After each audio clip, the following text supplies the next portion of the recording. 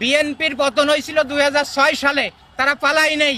তাদের সেই দলের ক্ষমতা নিতে 19 বছর সময় লাগে, আর সব পালাই যায়, কোনো অস্তিত্ব নাই, আর সেই ক্ষমতায় নিয়ে নেবেই হয় এত সহজ? এই যে যারা এখন আছে, এই জামাত, বিএনপি, এনসিপি, এরা কি গাঁজা খাইয়ে বা ফেন্সিডিল খেয়ে ঘুমাই থাকবে যে ওরা এসে ক্ষমতায় বসে যাক আর আমরা গাঁজা খাইয়ে ঘুমাই থাকি?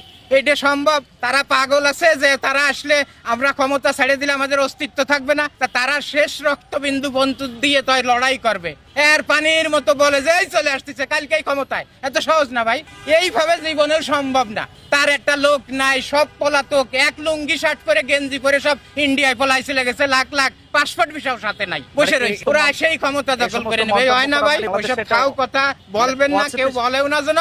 বাস্তবতা অনেক কঠিন। যারা ক্ষমতায় আছে এরা ঘুমাই থাকবেন না গাঁজা খাইয়ে। এই যে বলেন যে বিরোধী দল জামাত বিএনপির বিরোধ, আজকে আওয়ামী লীগ প্রশ্নে তারা ফিরে আসুক, সব দল এক হবে, এনসিপি, বিএনপি, জামাতে এক হয়ে তাদের বিরুদ্ধে লাগবে। এটাই হলো নিয়ম। আশা রাখা ভালো, কারণ আশার উপরই মানুষ বাইসে থাকে। 10 দিন পরে আসার কথা ছিল, 5 তারিখে গেছে, 15 তারিখে ফিরে আসার কথা ছিল, তাই প্রচার করেছিল সবাই।